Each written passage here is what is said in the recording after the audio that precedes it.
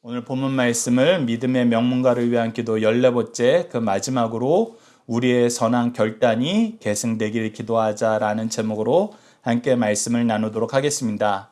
말씀을 위해 제가 잠시 다시 한번 기도하도록 하겠습니다. 하나님 아버지, 저희들에게 여호수아 말씀을 이전에 한 절 한 절씩 한 장 한 장씩 다 묵상하게 하신 후 저희들이 올해 새롭게 교회를 개척하면서 또 믿음의 명문가가 되기를 간절히 바라는 마음으로 믿음의 명문가를 위한 기도라는 제목으로 말씀을 다시 한번 대략적으로 상고할 수 있도록 인도하여 주심을 감사합니다. 이 말씀을 통해서 하나님이 우리를 얼마나 사랑하시는지, 우리가 하나님의 안에서 산다는 것은 하나님의 공의의 역사를 따르며 하나님을 인정하고 의지하는 삶을 사는 것임을 확인하였습니다. 하나님이 은혜의 역사를 저희들이 잘 계승할 수 있도록 인도하여 주옵고, 우리 가문의 모든 자녀들이, 우리 교회의 모든 성도들이 하나님을 경외하며 하나님 앞에 온전함과 진실함으로 나아가는 주의 신실한 백성들이 될 수 있도록 인도하여 주옵고, 세상에 하나님을 증거하는 증인의 삶을 살 수 있도록 하나님 인도하여 주시옵소서. 함께 하심을 믿사오며 예수님 이름으로 기도드리옵나이다. 아멘. 저희들 오늘 본문 말씀을 나누면서 함께 묵상할 내용들 먼저 확인하도록 하겠습니다. 첫 번째는 하나님을 경외할 때 외적인 모습과 내적인 모습은 어때야 하며 이를 통해 성도들이 가지게 되는 삶의 태도는 어떤 것입니까? 이 내용이 우리가 오늘 첫 번째 살펴볼 내용입니다. 두 번째는 여호수아가 결단을 촉구한 이유는 무엇이고 이스라엘이 결단하게 된 이유는 무엇을 경험하였기 때문입니까? 이 스승의 마음과 제자들이 이 스승의 마음을 따를 때 필요했던 것들, 우리가 이 내용을 잘 묵상하면은 지금 우리의 신앙의 스승들, 부모들이 왜 자녀들에게 이렇게 말씀으로 살 것을, 하나님을 섬길 것을 계속 촉구하는지 자녀들도 깨닫게 되고, 자녀들이 어떻게 해야지 이 믿음의 고백으로 이룰 수 있는지 우리들도 깨닫게 됩니다. 그래서 우리가 오늘 설교 말씀을 통해서, 오늘 여호수아서 마지막 24장 말씀을 통해서 우리는 무엇을 가르치고 왜 이 촉구를 아이들에게 강하게 부탁하는지, 강조하는지를 우리가 깨닫고 자녀들도 이것을 잘 받아 누릴 수 있는 그런 귀한 가문이 되었고 그런 귀한 교회가 되었으면 합니다. 세 번째, 여호수아가 하나님을 경외하는 백성, 언약 백성, 증인이 되도록 훈련한 방법은 무엇입니까? 아이들이 결단하고 제자들이 결단하고 백성들이 결단하면은 그 결단을 실천할수록 우리가 훈련을 시켜야 됩니다. 그 훈련을 위해서 주신 것이 하나님이 세우신 신적 기관인 가정과 교회예요. 그런데 이 훈련은 우리가 생략하는 경우가 많아요. 결단했으면 됐어. 그러고 훈련은 안 해요. 그러면 여러분들 아무도 그 결단을 실천할 수가 없어요. 그 결단에 매여 있을 수가 없어요. 실천은 고사하고 매여 있지도 않게 됩니다. 그냥 잊어버려요. 나중에 외면해 버립니다. 자기가 그런 고백을 한지도 몰라요. 우리가 세례 교육을 하고 세례 입교 그 선서를 할 때 이제 하나님을 믿는 믿음의 고백을 한 다음에 반드시 따라가는 고백이 뭐냐면, 교회법에 순종하겠는가? 교회의 체를 잘 따르겠는가라고 물어봐요. 그런데 그때 다 고백을 합니다. 고백을 해야 이제 세례가 이루어지는 거거든요. 근데 믿음의 고백도, 교회의 질서를 따르겠다는 고백도 나중에는 하나도 기억하지 못하고 잊어버리는 경우가 많습니다. 자기가 언제 그런 고백을 했냐라고 오히려 반문하는 경우도 있어요. 그래서 우리가 이 훈련이 얼마나 중요한지, 우리가 이 훈련을 시킬 수 있는 가문과 교회가 되도록 우리 함께 말씀을 통해서 상고하도록 하겠습니다. 네 번째는 여호수아가 백성을 각 기업으로 보낸 이유는 무엇인가요?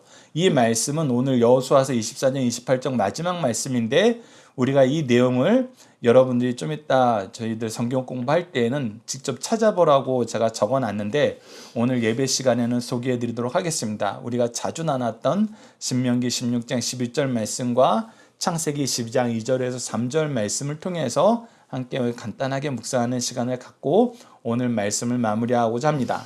자, 오늘 본문 말씀을 보도록 하겠습니다. 오늘 본문 말씀은 저희들이 크게 두 단락으로 나눠서 볼 건데, 첫 번째 단락은 14절에서 18절 말씀으로 하나님만 섬기길 고백하는 믿음의 가문이 되자라는 것입니다. 자, 우선 여호수아가 지금까지 이스라엘 민족에게 보여주고 다시 한번 계속해서 말로 교육시킨 게 있는데 그것이 무엇이냐면 하나님은 우리를 애굽에서 구원하신 구원의 하나님이야. 하나님이 우리를 광야에서 얼마나 눈동자같이 보호하셨니? 하나님은 보호의 하나님이야. 그리고 우리가 이 가나안 땅을 정복할 때 하나님이 우리에게 보여주셨던 것은 바로 승리하는 역사였어. 그래서 구원의 하나님, 보호하신 하나님, 승리의 하나님을 여호수아는 끊임없이 백성들로 하여금 보게 하였고 경험하게 하였고 인정하게 하였습니다. 그래서 이 모든 것을 다시 한번 정리해서 말한 다음에 너희들이 이런 하나님과 함께하는 삶을 살려면 이런 하나님을 너희들의 하나님으로 인정한다면은 이렇게 살아라 라고 얘기한 것이 바로 오늘 본문 말씀의 시작인 14절 말씀입니다. 우리 14절 말씀 함께 읽어보도록 하겠습니다. 시작.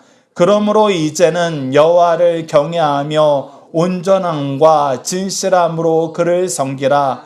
너희의 조상들이 강 저쪽과 애굽에서 섬기던 신들을 치워버리고 여호와만 섬기라. 자, 우선 오늘 본문 말씀을 보면은 우선 굉장히 우리가 안타까운 말씀부터 시작해 보도록 하겠습니다. 그것은 무엇이냐면 너희들이 여호와를 경외하며 그를 섬기라라고 명령을 할 때 왜 이 명령이 필요했는가? 우리가 조금 후에 다시 한번 보게 되지만 너희 조상들은 이 구원의 하나님, 보호의 하나님, 승리의 하나님을 경험하고 나서도 애굽에서도 하나님을 제외한 다른 신들을 섬겼었고 이 강 저쪽은 어디냐면 바로 요단강 동편이에요. 이 요단강 동편은 바로 이스라엘 민족이 40년 동안 광야에서 방황하던 시대입니다. 40년 동안 광야에서 방황하던 시대는 하나님의 눈동자를 단 1초도 벗어나지 않고 보호를 경험했던 시기예요. 낮에는 구름기둥, 밤에는 불기둥으로 인도하셨고 만나와 메추라기로 그들을 먹이셨고 필요할 때마다 물을 반석에서 내서 공급해 주셨어요. 그러니 단 1초도 하나님을 벗어난 적이 없는데 그때에도 어땠다고요? 다른 우상들을 같이 섬겼다는 거예요. 섬기지 마라 그랬는데도 섬겼다는 거예요. 그런데 이제 너희들은 그러지 마라. 그러지 말면서 너희들이 어떠한 태도로 어떠한 자세로 하나님을 섬겨야 되냐라고 했을 때 첫 번째가 온전함으로 섬겨라였어요. 온전함으로 섬겨라. 그래서 첫 번째는 하나님을 경외하는 삶을 살 때에는 외적으로는 온전함이 있어야 된다는 거예요. 이 온전함의 본 뜻은 성실함으로, 완전함으로, 흠이 없음으로라는 뜻이 있어요. complete, blameless. 그래서 이러한 뜻이 있는데 이거는 무엇이냐면 우리가 하나님을 섬긴다고 할 때 건성으로 대충 하나님도 섬기고 다른 우방신도 섬기고 아니 다른 이방신은 안 섬긴다 그럴 때 하나님을 섬길 때 그냥 내가 그냥 환경이 나으면 내가 그런 여유가 생기면 그런 뜻이 생기면 그렇게 내 마음대로 내 원할 때만 섬기는 것이 아니라 하나님을 섬길 때는 이렇게 섬겨야 될 때는 내가 성실함으로 섬긴다는 거예요. 이것을 대충대충 하는 것이 아니라 완벽하게 해야 된다고. 이것을 완전하게 지켜야 된다고 내가 받아들이고 열심히 한다는 것입니다. 그리고 이것에 대해서 흠이 없도록 내가 끊임없이 연구하면서 실천한다는 거예요. 그래서 이렇게 성실함으로 흠이 없이 하나님을 섬기는 삶을 살려다 보니까 우리 외적으로 어떤 삶의 태도가 생기냐면 근면성실해져요. 여러분들 근면하고 성실한 사람이 일을 온전히 흠이 없이 하려고 노력을 하고 성실하게 합니다. 근데 근면성실이 없으면 여러분들 다 대충 하게 돼요. 남들이 하는 만큼만 하지라고 하던지 아니면은 야, 이 정도 흠은 다 이해할 만하지 하고 넘어가요. 그런데 그리스도인들은 먼저 하나님을 경외할 때부터 이 온전함으로 성실함과 완전함과 흠이 없이 하는 것을 철저하게 훈련하다 보니까 이것이 삶에 정착하다 보니까 우리가 외적으로는 정말 근면성실이 몸에 배요. 그래서 하나님을 온전하게 섬기면서 근면성실함이 몸에 배니까 이 세상에 나가서 일할 때에도 근면성실하게 일하게 되는 거예요. 그래서 먼저 하나님 앞에 온전함으로 외적인 삶을 살아라. 그리고 두 번째는 내적으로 하나님을 경외하는 삶을 살 때는 내적으로 진실함 속에서 살아야 된다. 우리가 진실함으로 살 때는 흔들림 없이 충성스럽게 산다는 뜻이 있어요.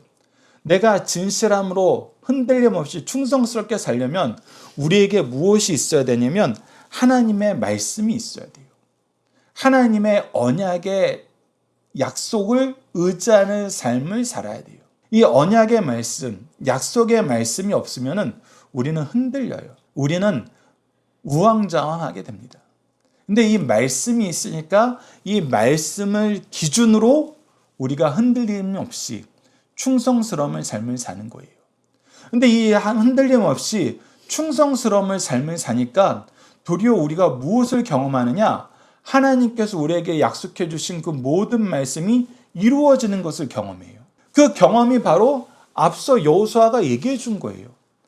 구원의 하나님, 우리를 보호하시고 양육하시고 필요한 모든 것을 공급하신 하나님, 우리에게 승리를 주신 하나님. 그러니 우리가 하나님을 내적으로 진실함으로 섬기게 되자 우리 가슴 속에, 우리 마음 속에, 우리 내적으로 오히려 무엇이 넘치게 되냐면 감사와 기쁨이 넘치게 돼요. 여러분, 바로 이것이 그리스도인의 삶의 특징이란 거예요. 밖으로는 근면성실, 안으로는 감사와 기쁨. 그래서 우리가 예전에는 하나님, 우리가 이것이 그냥 우리의 삶 속에 믿음으로 자리 잡지 않았을 때, 성실함으로 자리 잡기 전에는 우리가 어떤 삶을 살게 되냐면 하나님, 제가 이렇게 살면은 하나님 이거 해주실 거죠. 기대가 있어요. 기대. 그리고 그 기대를 통해서 얻고자 하는 유익이 있어요. 그런데 우리가 처음에는 어린아이와 같을 때에는, 하나님을 잘 모를 때에는 이 기대와 우리가 각자 가지고 있는 목적을 가지고 하나님께 나아가는데, 그래서 때로는 이것이 굉장히 계산적인 것 같아요. 그런데 우리가 하나님의 이 온전하심은, 하나님의 진실하심을 우리가 실천하기 전에 누가 우리에게 성실하셨는가? 누가 우리에게 완전하셨는가? 누가 우리에게 흠이 없으셨는가? 누가 우리에게 이 진실함으로 흔들림 없이 충성스러움을 삶을 살게 하셨는가? 라고 봤더니 하나님이 먼저 우리에게 온전하셨고 우리에게 진실하셨어요. 그러다 보니까 우리가 처음에는 기대하고 목표한 바가 있어서 하나님께 왔는데, 이제 기대들은 굉장히 소극적인 것이 됐어요. 기대는 아주 작아져. 기대가 있어요. 있는데 이 기대가 정말 이루어졌으면 좋겠어요. 이거 해줘야 제가 뭐가 될 것 같아요. 이거 되면 하나님 이렇게 섬길게요 하는 이런 기대가 아니라 이제 소망으로 성장하게 돼요. 우리 하나님은 구원의 하나님이야.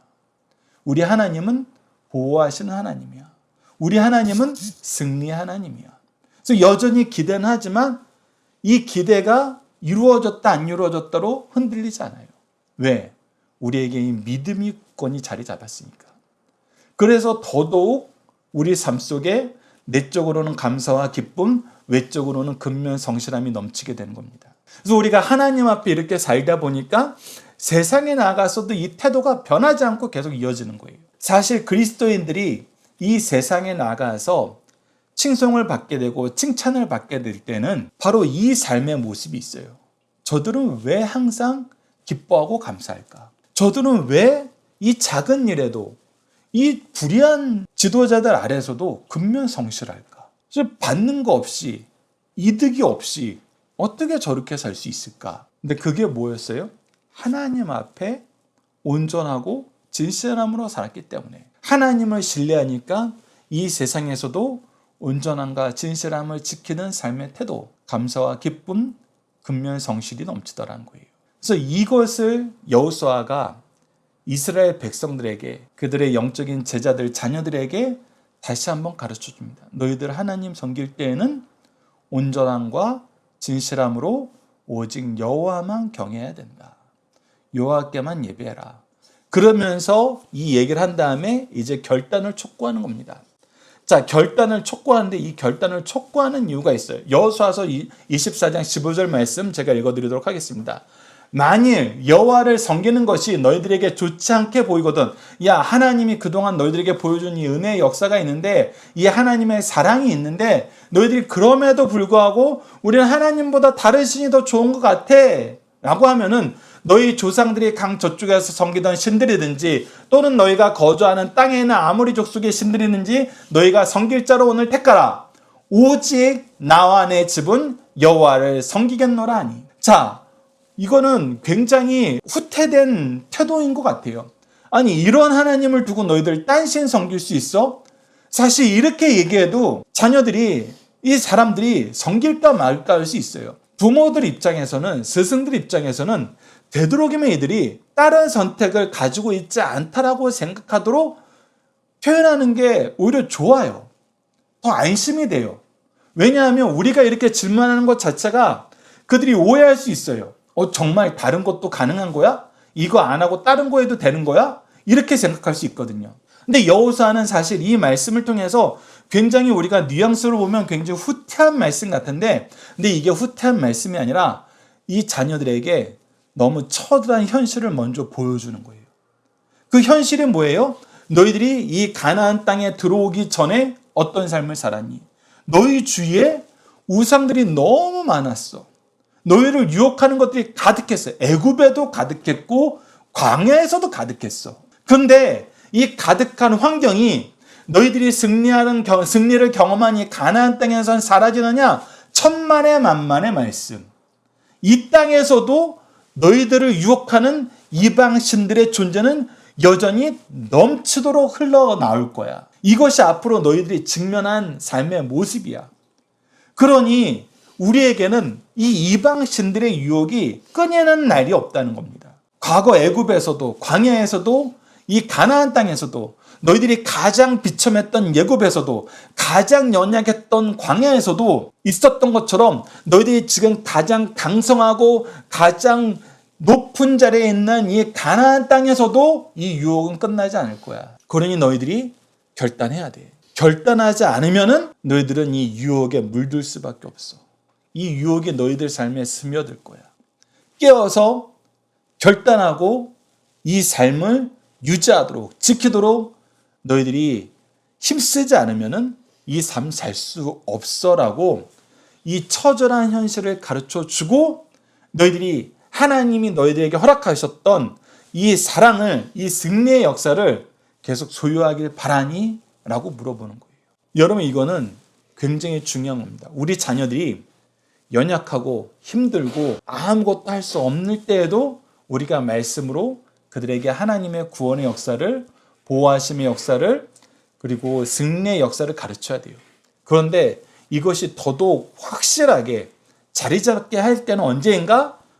그 아이들이 성장하였을 때, 어떤 목표를 이루었을 때, 가장 그들이 자부심이 클 때, 그때도 그들에게 이 처절한 현실을 보여주고 너희들이 하나님을 의지하고 하나님을 섬기는 삶을 살아야 된다는 이 교육을 우리가 꼭 해야 된다는 것입니다. 다행스럽게도 이스라엘 민족들은 그들이 하나님만 섬기겠다고 고백해요. 그런데 그들이 무엇 때문에 하나님을 섬기느냐 했을 때 앞서 정리해준 모든 것들을 이들이 다시 고백을 합니다. 여호수아서 24장 17절에서 18절을 보면 여러분들 보십시오. 구원과 보호와 승리를 할 때 제가 1, 2, 3번으로 구분해놓고 말씀 가운데 1, 2, 3번으로 부여놨습니다. 보십시오. 이는 우리 하나님 여호와께서 친히 우리와 우리 조상들을 인도하여 애굽 땅 종되었던 집에서 올라오게 하시고, 즉 하나님의 구원을 우리가 경험했고 우리의 목전에서 그 큰 이적들을 행하시고 우리에게 행한 모든 길과 우리가 지나온 모든 백성 중에서 우리를 보호하셨으며, 그래서 하나님이 우리에게 보호자 되신다는 것을 우리가 경험했고, 계속해서 18절을 보면 여호와께서 또 모든 백성들과 이 땅에 거주하던 아모리 족속을 우리 앞에서 쫓아내셨습니다. 승리를 주셨으니 우리가 어찌 하나님을 섬기길 거부하겠습니까? 어찌 하나님 섬기길 거부하겠습니까? 여러분, 앞서 서론에서 얘기했던 것처럼 이 모세오경이 쓰여지면서 우리가 모세오경의 모든 역사를 통해서 우리가 확인하게 되는 것은 하나님이 우리의 구원이시다. 하나님이 너희들을 보호하신다. 그리고 여호수아가 마지막 가나안 땅에서 이 승리의 역사를 마무리하고 하나님이 우리에게 승리를 주신다. 우리가 지난주 말씀 어땠습니까? 너희들이 일당천으로 살았다. 이거는 세상에서는 불가능한 일이에요. 무엇이 어떤 핵심적인 전력의 차이가 있어도 1대1000이라는 건 여러분 굉장히 어려운 일입니다. 현대 사회에서도 굉장히 불가능에 가까운 일이에요. 그런데도 이 고대 사회에 일당천과 같은 승리의 역사를 하나님이 허락해 주셨어요. 우리가 하나님을 인정하게 만들 때에는 이 세 가지가 하나님을 통해서 이루어졌음을 우리가 계속 확인시켜 줘야 돼요. 이게 부모의 역할이란 겁니다. 이것을 우리가 확인시켜 주지 않고 오히려 너희들 믿어, 고백해, 결단해, 그러면 채워져. 이건 여러분들 내가 해야 되는 의무는 하지 않고 모든 책임을 하나님께 돌리는 거예요. 하나님이 부모들에게, 리더들에게 먼저 은혜를 베푸신 이유는 너희들이 자녀들에게 하나님의 구원과 하나님의 보호하심과 하나님의 승리하심을 전하는 은혜의 통로가 되라. 이것을 가르쳐 주기 위한 거였는데 우리는 이건 가르쳐 주질 않아요. 이것은 우리를 통해서 경험하게 하질 않아요. 그러면서 안 믿는다고 맨날 욕해요. 맨날 비난해요. 어떻게 그렇게밖에 못하니라고 맨날 평가해요. 아이들은 어안이 벙벙한 거예요. 근데 여러분들 이것은 세상을 향해서도 마찬가지입니다. 하나님은 먼저 우리에게 구원의 하나님을 보여줬어요. 우리를 보호하신다는 것을 확인시켜 주셨어요. 우리에게 승리를 주시는 것을 경험하게 하셨어요. 그럼에도 불구하고 오늘 우리가 말씀을 시작할 때에도 여호수아가 그 입술을 통해서 선포했던 것처럼 그럴 때에도 이스라엘 민족들은 여전히 이방신을 섬기고 있었어요. 버리지 못했어요. 그럼에도 불구하고 먼저 사랑하신 거예요. 그래서 이것을 요약해서 얘기하면 하나님이 우리를 구원하셨어요. 하나님이 우리의 보호자 되세요. 하나님이 우리의 승리를 주셨어요. 라는 것은 하나님이 우리를 사랑하셨어요. 라는 거예요. 사랑을 경험한 거예요. 사랑을. 근데 사랑을 경험할 때 이 세 가지가 이 사랑을 가장 깊게 경험하는 그런 길이라는 겁니다. 우리도 자녀들에게 하나님의 사랑을 전할 때에는 이 구원의 역사를, 우리가 그들을 책임지는 보호자의 역할을, 그리고 승리를 향하여 끊임없이 우리가 먼저 나가서 싸우는, 먼저 리더가 되어서 승리의 역사를 선포하는 그런 삶의 모습을 보여줘야 돼요. 그랬을 때 이 믿음의 고백이 생긴다는 겁니다. 그래서 이 고백이 나오자, 이 고백이 뭐예요? 우리는 하나님의 사랑을 경험했어요. 하나님의 사랑이 우리에게 넘친다는 것을 하나님의 구원과 하나님의 보호하심과 하나님의 승리로 우리가 충분하게 느꼈습니다. 라고 했을 때 그때 비로소 여호수아가 무엇을 얘기하냐면 너희들은 하나님이 공의의 하나님이신 걸 알아야 된다. 사랑의 하나님이신 걸 너희들이 경험했으면, 믿었으면, 인정했으면 이제 이 공의의 하나님을 깨닫고 하나님의 공의의 역사 안에서 하나님을 섬기는 삶을 살아라 라고 이제 지도해 주는 것이 두 번째 단락입니다. 그래서 두 번째 단락은 19절에서 28절 말씀으로 하나님을 바로 섬기기 위한 제도, 훈련 내용과 장소를 마련하고 이를 선포하라는 거예요.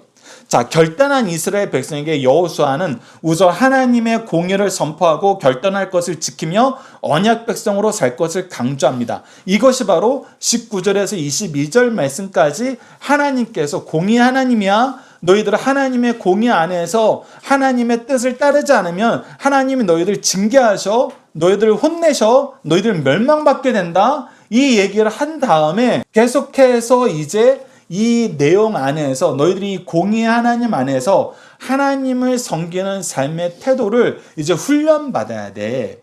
이 훈련이 없으면 너희들이 살 수 없어 라고 얘기하면서 첫 번째 너희들이 훈련을 해야 되는 이유가 무엇이냐에 대해서 여호수아서 24장 22절에서 얘기합니다. 우리 여호수아서 24장 22절 함께 읽어보도록 하겠습니다. 시작. 여호수아가 백성에게 이르되 너희가 여호와를 택하고 그를 섬기기라고 하였으니 스스로 증인이 되었느니라 하니 그들이 이르되 우리가 증인이 되었나이다 하더라. 이제 너희들은 어떤 삶을 살아야 된다? 증인된 삶을 살아야 된다. 너희들 스스로가 증인이 되고 증거가 된다는 거예요. 무엇의 증거가 되어야 된다는 거예요? 하나님의 사랑의 증거가 되고 하나님의 공의의 증거가 된다는 거예요.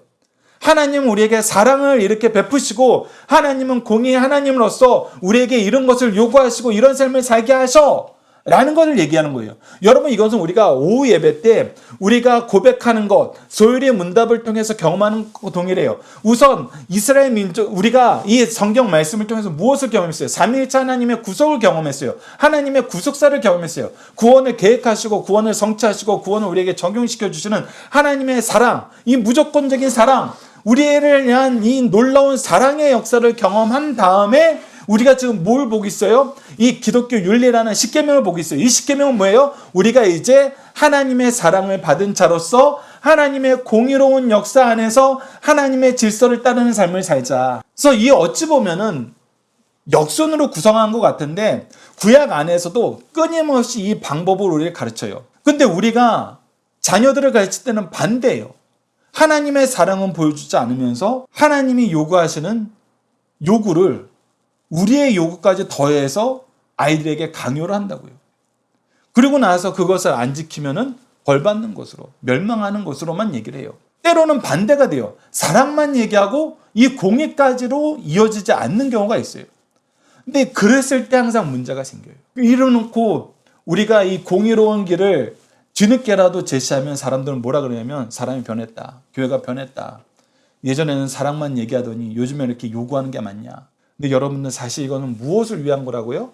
하나님 앞에 하나님의 백성으로 계속 살기 위한 것이라고요. 그리고 하나님 백성으로 살 때에는 이제 무엇이 중요하냐? 하나님이 우리에게 주신 사명이 중요한데 그 사명이 무엇이다? 우리가 하나님의 사랑과 공의의 증인이 되는 것이다. 특히 우리가 이 사랑 안에서는 하나님의 구원과 하나님의 보호하심과 하나님의 승리의 증인이 되는 것이다. 이거는 신약에서 동일합니다. 그래서 사도행전 1장 8절을 보면은 예수님께서도 제자들에게 승천하시면서 이렇게 말씀하셨어요. 오직 성령이 너희에게 임하시며 너희가 권능을 받고 예루살렘과 온 유다와 사마리아와 땅끝까지 이르러 내 증인이 되리라. 우리의 삶은 이제 하나님의 구원의 증인이 되는 삶을 사는 거예요. 이러기 위해서는 훈련이 필요해요. 제도가 필요합니다. 그것이 세워지는 것이 바로 가정과 교회예요. 그래서 여호수아가 그 후속 조치를 이렇게 합니다. 우리가 여호수아서 24장 25절로 26절에 그 세 가지가 드러나고 있어요. 제가 먼저 여호수아서 24장 25절에서 26절 읽어드리겠습니다. 그날에 여호수아가 세겜에서 백성과 더불어 언약을 맺고, 자, 이 언약을 맺는다는 것은 무엇이냐면 첫 번째, 믿음의 고백을 그들과 함께 나눴다는 거예요. 신앙 고백을 하는 거예요.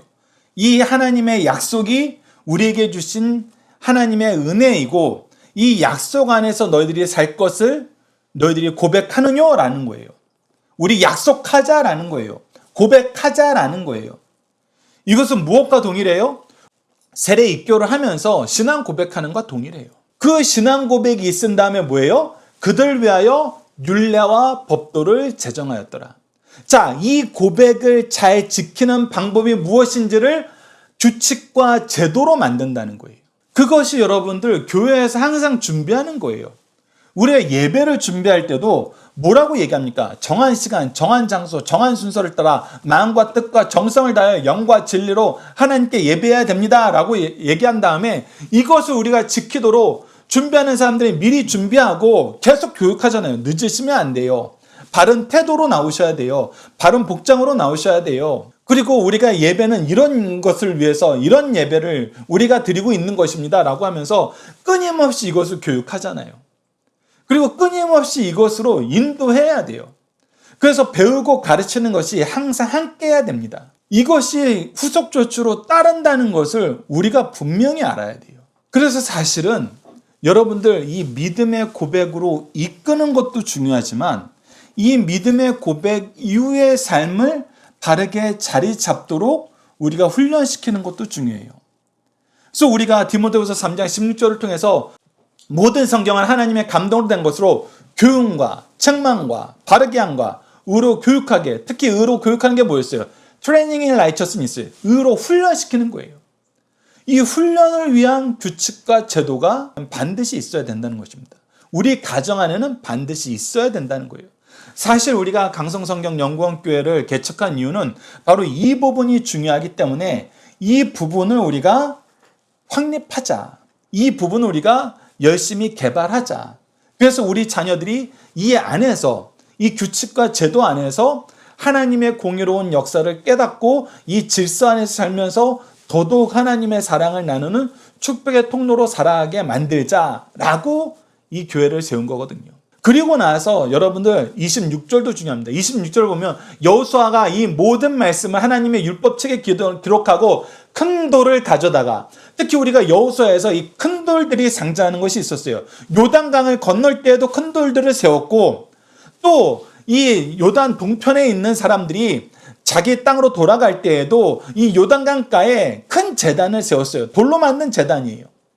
그래서 이 돌은 무엇이냐면 변하지 않게 영원한 상징을 우리에게 나타내고 있어서 그것이 우리에게 상징이 되고 이 약속을 다시 한번 우리가 리마인드 할 수 있는, 그래서 요단강을 건널 때에도 이 각 지파별로 돌을 세워놓고 이 돌이 어떤 의미라고 가르쳤어요.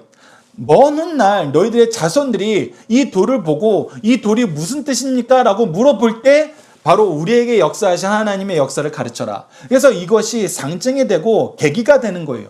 그래서 이스라엘 민족들에게 가장 중요한 것은 무엇이냐면 정기적으로 이 돌이 있는 곳에 오는 거였어요. 즉, 이 말씀 안에서도 여호수아가 이 말씀을 율법책에 기록하고 큰 돌을 가져다가 여호와의 성소 곁에 있는 상수리나무 아래 두어서 이 여호와의 성전은 이스라엘 백성들이 정기적으로 와야 되는 곳이에요. 이 정기적으로 와야 되는 곳에서 이 상징을 우리가 계속 확인하면서 뭐 하라는 거예요? 이 약속이, 이 언약이 우리에게 가장 중요하다는 것을 계속해서 상기시키라는 거예요. 리마인드 하라는 거예요. 그래서 교회에 나오는 것이 중요해요. 정한 장소에 우리가 반복적으로 방문하는 것이 중요하다는 것입니다. 물론 현대 사회는 이것이 너무 좋아져서 우리가 언제 어디서나 SNS들을 통해서 그들에게 방문할 수도 있어요. 하지만 여러분들, 방문하는 사람들의 방문을 받아들이는 것과 내가 방문하기 위해서 찾아가는 것은 사실 그 마음의 차이는 굉장히 커요. 그렇기 때문에 우리 자녀들도 처음에는 우리의 방문을 통해서 하나님의 은혜의 역사를, 하나님의 사랑을 경험하였지만 중요한 것은 그들도 하나님을 찾아오고 다른 사람들을 찾아갈 수 있는 사람이 되는 것이 중요해요. 그래서 그 훈련을 우리가 교회라는 이 장소를 정해서 지속적으로 이곳에 나옴으로써 훈련받는 거예요. 여러분, 다시 한번 강조합니다. 지금 얘기한 이 세 가지는 우리가 하나님을 바로 섬기기 위한 훈련 과정이에요. 여러분들, 이 훈련이 얼마나 중요한지는 우리가 이 세상을 살아보면 알아요. 운동선수라든지 군인이라든지 우리가 성경에서 나오는 농부라든지 이 하나님의 일꾼들에 대한 비유 안에서 이들에게 가장 중요한 게 뭐였어요? 훈련이었어요. 훈련이 안 돼 있으면 안 돼요. 우리가 이 주일 예배를 드리는 것은 하나님이 주신 훈련의 기간이에요. 훈련의 역사가 이루어지는 곳이에요. 이곳에서 잘 훈련 받아야 우리가 세상에 나가서 승리할 수 있어요. 이곳에서 하나님의 은혜를 충분히 누려야 세상에 나가서 이 은혜를 나눠줄 수 있는 거예요. 그래서 우리가 예배 끝에 축도로 파송하는 이유가 바로 여기에 있어요. 그래서 여러분들, 이 예배는 훈련이 돼야 됩니다. 그리고 나서 마지막으로 뭐예요? 여호수아가 28절 보면 백성을 보내어 각기 기업으로 돌아가게 하더라. 각기 집으로 돌아가게 하더라. 각기 자기가 원하는 곳으로 돌아가게 하더라. 하지 않고 어디로 돌아갔다고 표현해요? 각기 기업. 이 기업은 뭐예요? 하나님이 주신 곳이에요. 하나님이 각자 그들에게 맡기신 하나님의 일터예요. 그들이 증리돼야 되는 곳이에요. 그 기업을 통해서 뭐 하라 그랬어요? 우리가 계속해서 함께 나눴던 말씀 중에 신명기 16장 11절이 있죠. 너와 내 자녀와 노비와 내 성중에 있는 레위인과 및 너희 중에 있는 객과 고아와 가부와 함께 내 하나님 여호와께서 자기 이름을 두시려고 택하신 곳에서 내 하나님 여호와 앞에서 즐거워할지니라. 즉, 하나님이 너희들에게 주신 그 곳에서 너희들이 수고로 열매 맺는 것으로, 수고를 통해서 복을 누리는 것으로 너의 모든 자녀와 노비와 성중에 있는 레인과 객과 고아 가부와 함께 이 복을 나눠라. 너희들이 이제 복의 통로가 되어라. 이 말씀은 무엇이 성취되는 거냐면 바로 창세기 12장 2절로 3절 아브라함을 통해서 복의 근원이 된다는 이 말씀의 성취가 우리 개개인에게 이루어진다는 말씀이에요. 내가 너로 큰 민족을 이루고 내게 복을 줘 내 이름을 창대하기를 하니 너는 복이 될지라. 우리가 이제 복이 된다는 거예요. 너를 축복하는 자에겐 내가 복을 내리고 너를 저주하는 자에겐 저주하리니 땅의 모든 족속이 너로 말미암아 복을 얻을 것이니라. 그래서 우리가 증인이 되는 삶, 그들에게 하나님의 복을 나누는 삶을 살면은 우리는 복의 근원이 되고 우리가 복의 통로가 된다는 거예요. 이 역사를 우리에게 허락하셨기 때문에 여호수아는 이제 각 지파의 사람들에게 이제 너희들은 하나님이 주신 일터로 가라. 우리 자녀들도 교회에서 훈련받고 각자 일터로 나가서 하나님의 축복의 통로가 되는 것입니다. 그랬을 때 우리가 스가랴서를 통해서 경험하는 것처럼 하나님의 구원을 확인한 이방 민족들이, 하나님을 믿지 않는 많은 사람들이 이제 하나님을 믿기 위해서 우리의 옷자락을 잡고 하나님 어떻게 믿어야 돼? 나도 하나님의 사랑 안에 살고 싶어. 하나님이 세우신 공의의 질서 안에서 살고 싶어. 그의 백성으로 살고 싶어. 그의 구원을 맛보고 싶어. 그의 보호하심을 받는 그의 자녀가 되고 싶어. 그가 주시는 승리의 역사를 나도 함께 누리고 싶어 하면서 나오게 된다는 것입니다. 우리 교회와 가정이 바로 이 은혜의 역사가 있길 원하고, 그리고 우리의 결단이 우리의 결단으로 끝나지 않고 우리 자녀들의 결단으로 계승되기를 우리가 기도하면서 믿음의 명문가가 되기를 간절히 바랍니다. 자녀들과 함께하는 기도훈련 내용으로 함께 기도하도록 하겠습니다. 우리를 구원하시고 보호하시고 승리하게 하시는 하나님, 우리를 사랑해 주시고 하나님의 공의로 인도하여 하나님의 백성답게 자녀답게 상속자답게 살게 하심을 감사합니다. 우리가 먼저 하나님 앞에 고백한 언약 백성으로 증인된 삶을 살아야 하는데, 이를 위한 언약의 말씀도 규칙과 제도도 정해진 장소도 외면하며 자기가 원하는 것을 요구하고 자기의 권세를 자랑하러 하나님이 주신 직분과 교회를 이용함을 용서해 주소서. 다시금 하나님 앞에 성실함과 진실함으로 서게 하시고 밖으로는 근면 성실함이 안으로는 감사와 기쁨이 넘치게 하시고 하나님의 말씀을 나누며 주님께서 주신 교회에서 교훈과 책망과 바르게 함과 의로 교육받고 세상에서 축복의 통로가 되는 삶을 살도록 도와주소서. 예수님 이름으로 기도드립니다. 아멘.